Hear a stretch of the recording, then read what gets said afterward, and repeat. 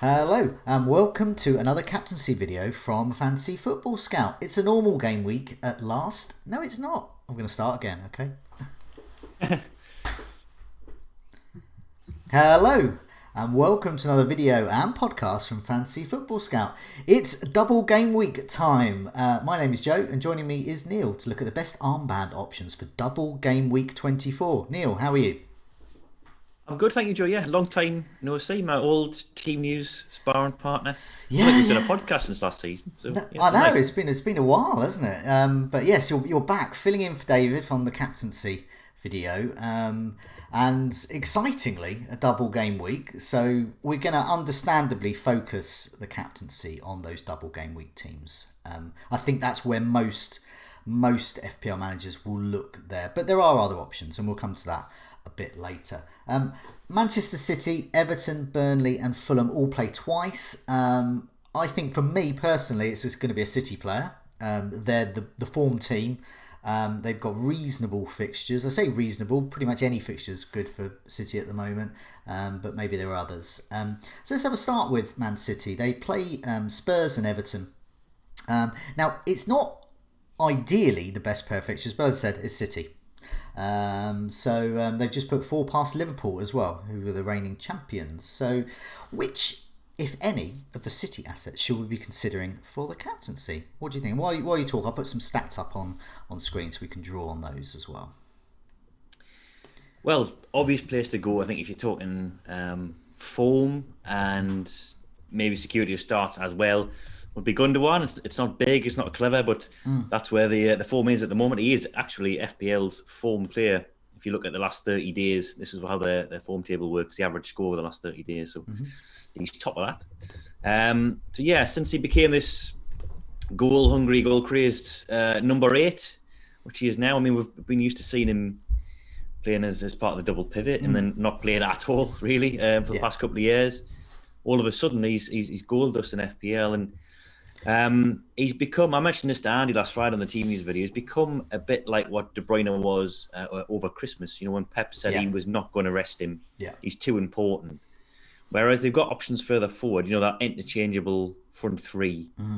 There's no one really like him. I mean, they've got Bernardo who's playing as the other number 8, but in that setup, providing he doesn't go back to the double pivot, which is what he was doing earlier in the season, then he's kind of pivotal to what they're doing, really. And Everton and Spurs, not really games to be resting place for. I know they've got a healthy lead at the top of the table now, but both clubs are competing for Champions League places, Everton and Spurs. And these are sort of toughish tests, tougher than they would have been a couple of weeks ago, I think. Spurs got Kane back, looking a bit more potent, admittedly, against West Brom. Everton got all their big guns back as well. We saw what they did to United in game week 23. So not games where you can sort of rest on your laurels, really. And Gundogan would be probably my pick of the City assets. So this is just looking back since he became this. I described him as the German Kevin Nolan in my scout notes last night. He's this sort of late arriving in the box, goal scoring machine. So this was sort of from game week 13 onwards, we think he started to play this kind of role. Now, since then, he's top among City assets for pretty much everything you want. His shots aren't coming from outside the box; they're coming. He's arriving in the box and putting those chances away.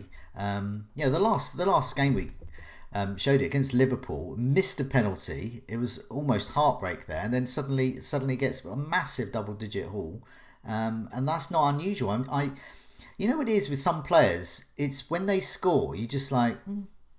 You just expect it every week. I expect Gundogan, the form City are in, as you said, the integral part he plays to it. So what are we looking for the captain? We're looking for sure starter and essentially the best player. The stats we got up on the screen, last 4 game weeks for City, and they show exactly what you've just been saying. In terms of expected goal involvement, Gundogan has been the man, expected to have been involved in 4 goals. He's had 6 goal attempts, created 9 chances, so he's doing really well in those sort of metrics. His expected goals just under 3. He's actually scored 4, and he started 4 times. And if you look down the list, the likes of say Sterling or Jesus, they just can't compete in terms of starts and minutes.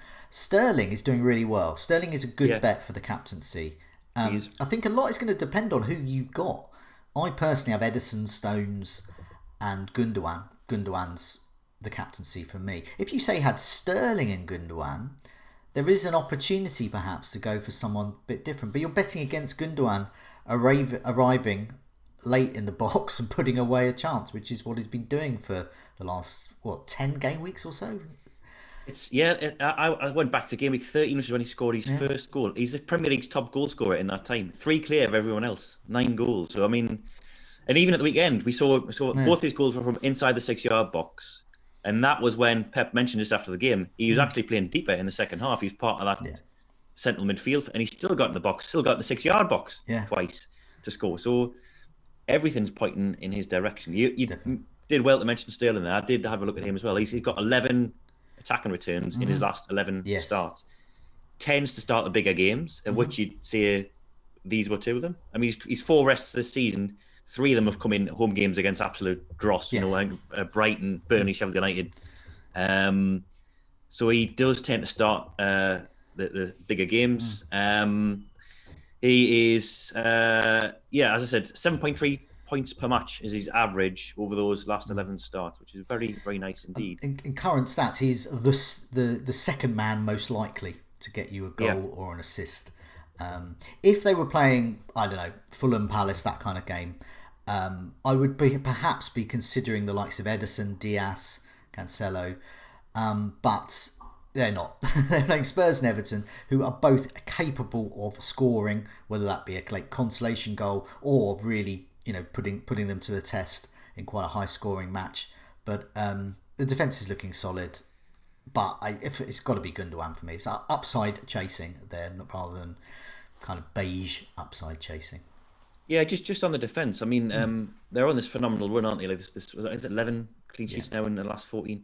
If you look at the fixtures they've played, though, I think there's only been 4 who've been top half or are now top half clubs. So there has been a very, very kind fixture run. Okay. Yes, of course, they've kept clean sheets against United in that time.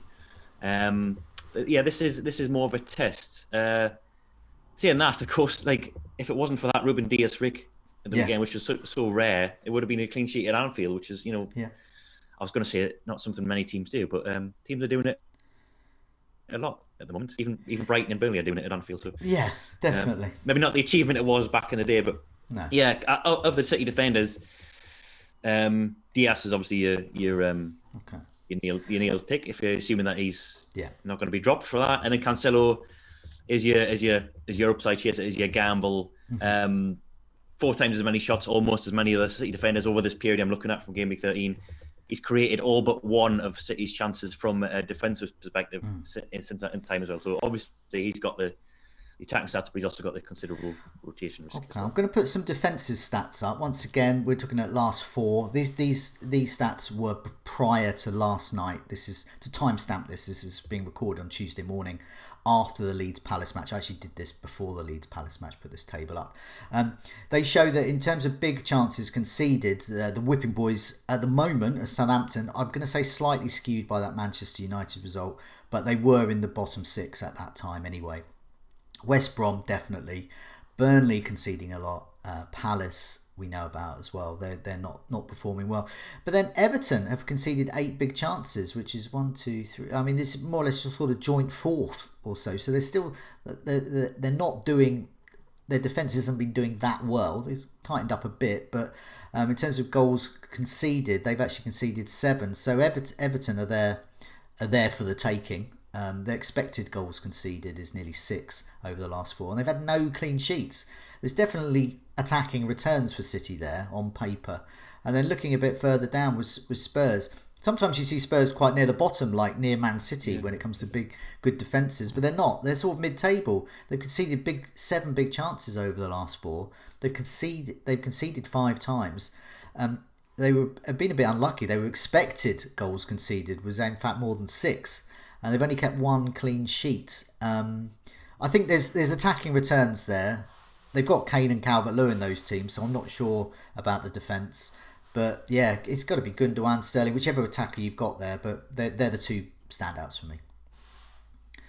Right. Yeah. Now, I mentioned Calvert-Lewin. I think he is still an option. He got a double-digit return against Manchester United. last time. Everton play Fulham and Man City that we know about. It'd be really the Fulham match you'd be targeting, but it wouldn't surprise me if he scored against Man City because he's building up his form. But yeah, what do you think for those that perhaps looking for someone different, or perhaps they don't have they've tripled up on the Man City defence and want to stay that way? Is Calvert-Lewin a good option? I'm happy to own him for the double game. I've got him. I've kept him throughout this barren run, and he's belatedly started repaying the faith. He is a streaky player. When Ancelotti came in, he had that run where I think he scored 9 before lockdown. And then afterwards, of course, when I bought him, he didn't score a single goal. No.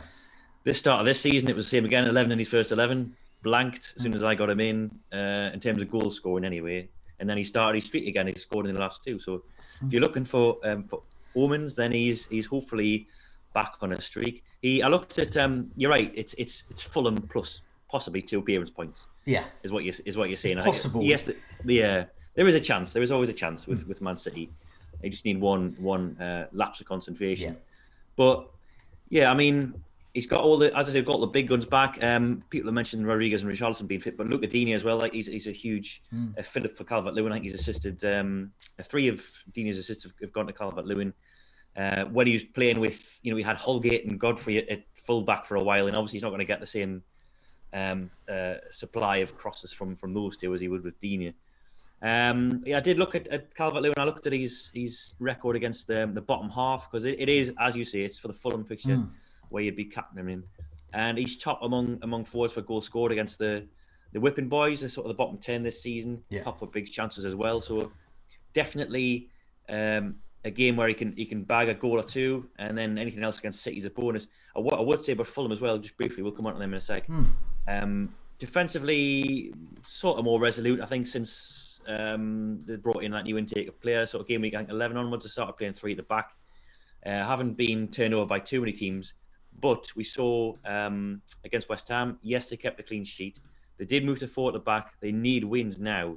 There's no 2 ways about it. They can't really be playing for draws really in games against. I mean, Everton's a decent side, but Fulham need points now. So hopefully, from a Calvert-Lewin perspective, Fulham are maybe starting to, or have to start opening up a bit more, and playing for draws is no longer going to cut the mustard, because they are well adrift of the rest. Last week on the Scoutcast, I was talking about headed goal attempts, and I was looking at one of those things where you're matching up a player that's good at a particular attribute and a team that's particularly poor at that. And I highlighted Palace and Fulham as being particularly poor at conceded heading goal attempts.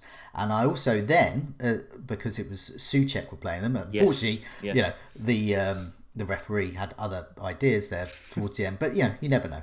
In that final minute, he could have got something. He would have scored.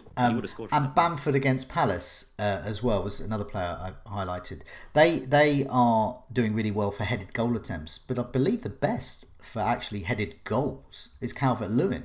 Yeah. So you've got someone who's very good at heading goals. It's harder to head a goal than shoot with your foot. Basically, it's harder to get a headed goal than kicking it. But he is actually converting them. And looking at the last 4 game weeks, headed goal attempts conceded, Palace still the worst with 18, and then Everton coincidentally with 11, and Fulham with 11 as well. So they have conceded the joint second most, Everton and Fulham, goal attempts. So could be a lot of headers in this game. There could be a lot of headed goals, but that's the sort of thing that makes me think, if it was just Everton against Fulham this week, in a single game week, I'd be very, very tempted by Calvert-Lewin. But it's not. It's a double. Let's move on. Looking at the other fixtures as well, there are other options. That Fulham and Burnley play twice. Of those, Burnley probably have the better pair of fixtures. They play Fulham, and then they also play Palace. So there's opportunities there, perhaps. I'm thinking Pope, if you were going to go that way, because if you're going to get a clean sheet, you're probably going to you might get the odd save point, but you're probably going to get bonus as well. Would that be a fair assumption if you were going to captain Burnley way? You've just summed it up nicely. Yeah, I've completely overlooked Fulham. And if it's Burnley, it's Pope or nothing really. I think he's they've not kept that many clean sheets this season, but when they do, he holds. Yeah. So six of the 7 times he's done that, he's got 9 points or more. Yeah. And 5 of them are double-digit holds. See, as you say, save points, bonus points, they always come. The way Burnley play, those 7 clean sheets, 4 of them have been 0-0s, 3 of them have been 1-0s, or it might be the other way around. So they don't score. The strikers aren't getting in the bonus points mix. The defenders aren't getting in the bonus points mix because they just don't pass. They don't complete passes or create chances. So when Burnley keep clean sheets, he holds. And Palace, bottom for big chances over the last 6 game weeks. Fulham, 6 goals scored in the last 12 games. I've got my captain's armband on Pope as it stands. Oh, I was going to say. Now, do you own Gundogan or I do. Sterling? But so you're favouring Pope over Gundogan? At the moment, I might bail based on memories past of Shane Duffy, but slightly different. Do you know what though? I mean, I don't have Pope. I have Ederson. So Gundogan gets it over Ederson for me. If I had Pope, I would have a choice to make. Because every single double game week, I look back on it and I think, why didn't I captain my goalkeeper? Why didn't I captain Pope, McCarthy, Leno, Ederson? You know, why didn't I captain that guaranteed 15 to 20 points, which would have been 30? If it was a triple captaincy, think of that as well. Yeah. And every time I don't. I'm not doing it this time because it's just my makeup of my team is not... I don't have Pope, I have Ederson. So, but I do think you raised a really good point there. And I do think certain people should be quite rightly tempted by that. I think there are options. Looking down the fixtures as well... So I suppose you're looking at single game week options here. The only one I could think really would be Fernandes, Manchester United away to West Brom. Yeah. Fernandes away, he's on great form. West Brom are awful. I mean that looks like good. I mean he would possibly be a vice captain for me even because it's so. I could just see goals. That game. Yeah. I've got a horrible feeling this is a week where a single game week is the top goal scorer, and I wouldn't be surprised if a game from this match, whether it be him or Rashford. I mean, West Brom, I heard Allardyce interviewed after the match, and he was talking about he just hasn't got a settled formation. He's tried every different formation in the book. Yeah. It was a 4-3-3 at the weekend. Dropped Pereira, of course, was one of his best players of the last few weeks. Yeah. He doesn't seem to have a clue of the right combination of players. He's even tried dropping their best player. I mean, what? Yeah, that's scraping the barrel. And bringing in Lee Peltier as well, who actually didn't have a bad game. But if you're bringing in someone who was completely in the cold to play, he's his 3rd different right back in the time he's been there. They were a mess. I mean, it's asking a lot of Maitland-Niles and the new lad Yokozlu to come in and shore up that defence in front of the back 4. But if it was a single game week, absolutely captaining Fernandes, no questions asked. Yeah. I mean, Allardyce is in charge. West Brom are a Championship side in the Premier League, so every week they're going to get hammered. Whether they just don't get quite as badly as hammered as we expect, or just simply merely hammered, they're going to get hammered every week because they're just not of that level. And so he can change his formation as much as he likes. He just does not have the personnel. And when you're leaving out your best player just to see if something works, you know you've got problems. Yeah. So well, good point. Looking at the rest of the fixtures, I can't see anything else. So I don't think there's any barrels to be scraped there. Just pure double game week quality. And Fernandes. Even Antonio at home to Sheffield United. I mean, Sheffield United had a bit of a resurgence in form. They're looking more solid. They've got a solid core again, and they're not getting turned over in the way that West Brom are. And of course, we don't know if Antonio's going to be fit. No, we don't. But so if you're watching this after the cup game, we might have some insight into his fitness. There, we certainly might have some comments. You're back later in the week to chat to Andy with the latest team news. So that's going to be one of the things we'll look at, and I'm sure there'll be some FA Cup lineups to look back on in amongst that to see if we can assess who might be starting and stuff. So you also have the team lineup predictions as well. So do check those out on Fantasy Football Scout. We've also been looking at a lot of stats from the members area. It's worth checking that out on site. Lots of good stuff there. Comparison tool, rate my team, all that kind of thing. And obviously those stats as well. I favour looking at the last 4, but yeah, you can look at the last game week even. So lots there. But in the meantime, Neil, thanks so much for joining me, and good luck with your captaincy decision. Thanks, Joe. Yeah, pleasure. See you again soon.